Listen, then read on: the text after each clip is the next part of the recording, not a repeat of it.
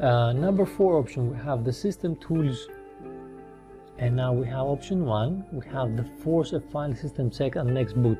So if you want to have your SD card or USB checked for corruption and check the file system, you can select this option. What it will do, it will just reboot your system when before everything mounted, the rootfs Linux partition is mounted. It will just do a file system check.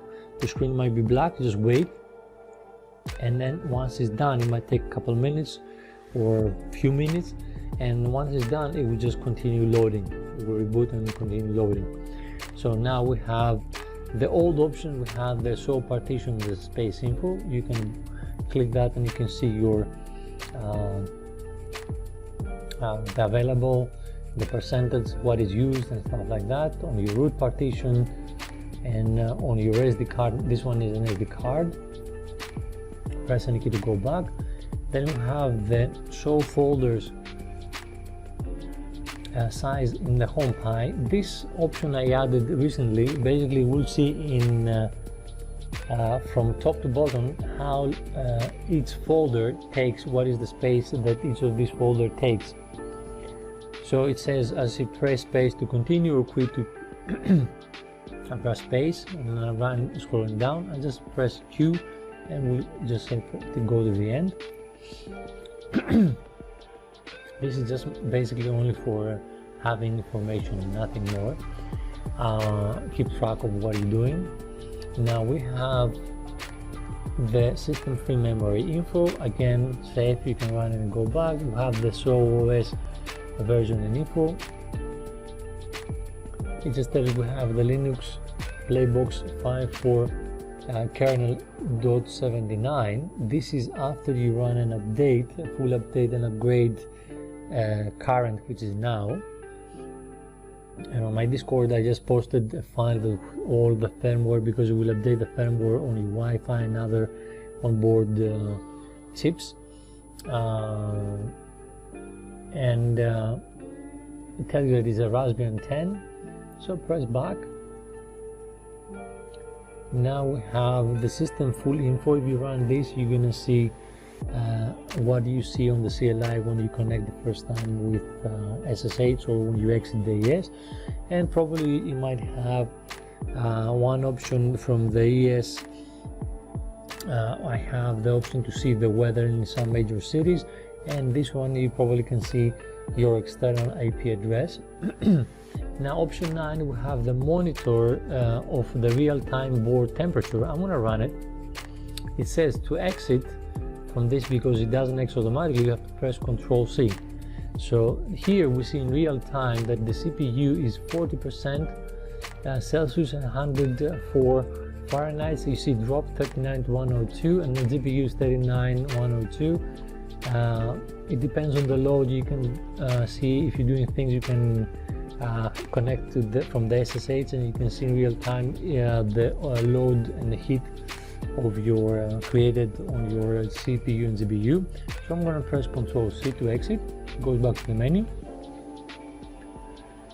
Now the last number 9, not the last one, we have the show CPU core status. In some kernels last month, some boards, they ended up having one of the 4 cores not showing up and not running.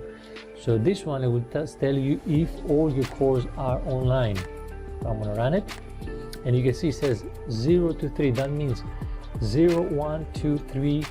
So all 4, they're online. If they're not, it will just give you only the numbers of the cores that they're on.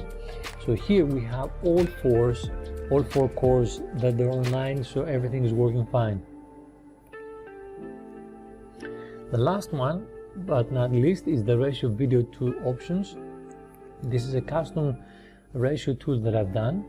So you have, it says you can choose between various forced screen resolutions and ratio, depending on your monitor or your TV, stuff like that. So you can play around.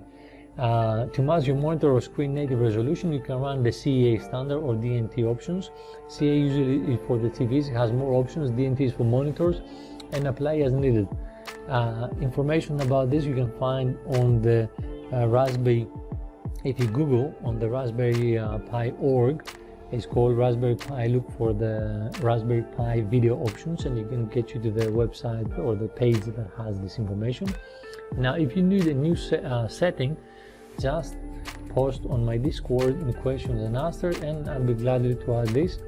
But as I said, these, keep in mind that any resolution other than 1080p will require relative overlays if you use or themes. So that means, since all the overlays and themes are based on the 1080p or the 1920 by 1080 resolution, if you have something different and the art doesn't fit, it will be of course affected, and it will just look weird.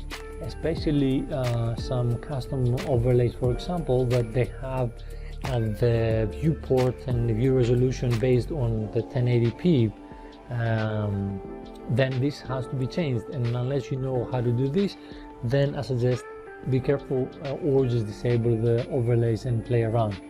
So now we have the general selection, we have the V1.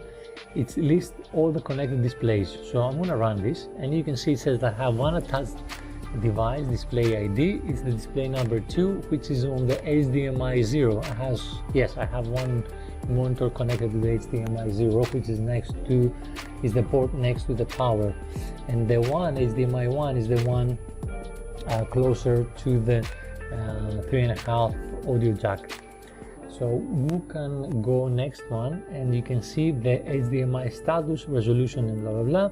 So you can see it says that we have the 16:9 ratio, 1920 at 60 Hz. This is what is enabled right now. Then we can go to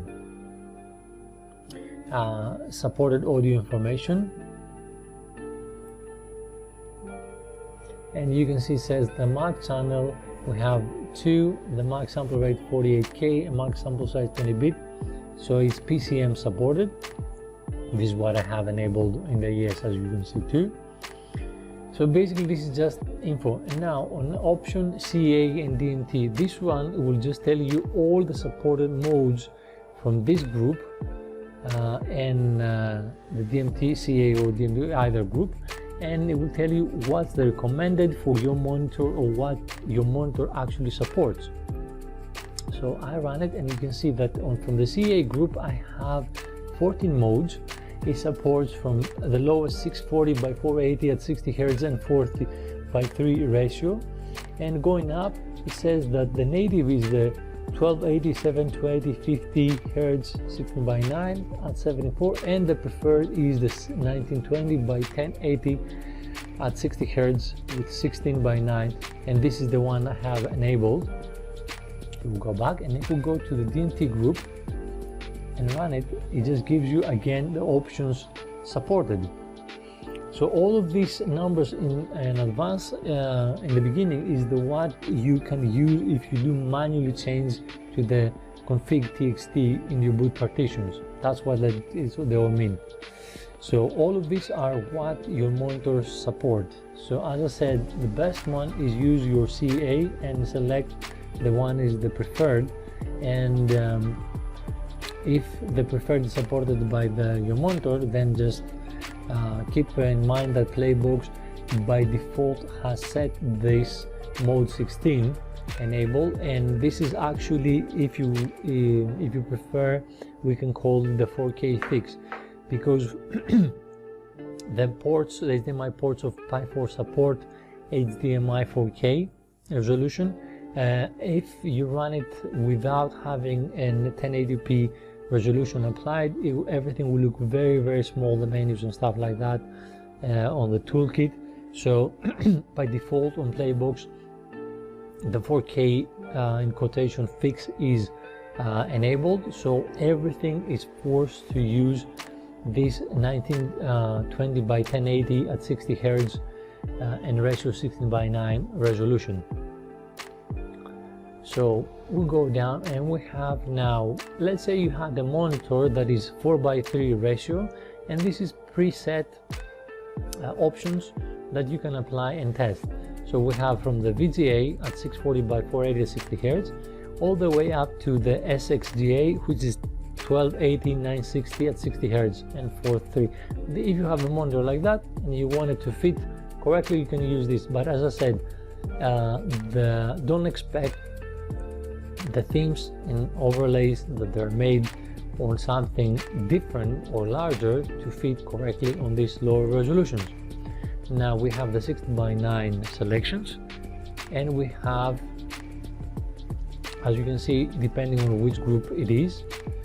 So we have the 480p, the 576p, we have 720p, 1650 Hz, then we have again 1650 Hz, then we have 2060p at 60 Hz, and the last one is the 720p, which is 1280 by 720 at 60 Hz on the DMT standard. Then we have more. So, okay, we have 15 DMT at 1080p 920 by 1080. It's the same thing that we have here. This is the default one set on PlayBox. And then the last one, we have very custom ones, because some people that have very weird monitors and they just asked me to add some of these. So we have SXGA with a ratio of 5:4, 16:10, 16:10, 64:27, that's 1080p at 60 Hz. And then we have another one which is 64:27, and then this one is for selecting and setting a very custom one. It's not set, so you can ignore this number 21. And then we have more options. Yes, we have the standard TV, which is the video output coming out from the 3.5 jack, because Pi 4 3B and Pi 3B and Pi 4B, they both have the video option. So we have you're going to select the default values. By default, by the factory, is NTSC at 4:3, so you don't have to change anything. Now if you wanted to have a different ratio or on the composite video port, you can select the Japan NTSC from here, the PAL, the Brazil PAL. You can have a ratio by 14:9 and 16:9. And then we have disabled. So if you want to revert back to what you done something and you don't like it and you want to go back, you just go here where it says disable any CMA, and it will just disable and put the default one back. So let's go back. We have the thank you. You can see at your own time who are the people that I thank and I give credit to. And then we'll have that to update your playbooks. I'm going to run it now. It's open to public. It doesn't request for a password and login, so I'm going to run it. It says let's pull latest playboxes. It says there was one change on my postfix script. Then it will update that and run it, update what is needed. Then it will again finish up the extra things needed. Then it will ask you to run the region of your choice. And last but not least, it says like to restart the system. So I'm gonna restart and say bye bye to you.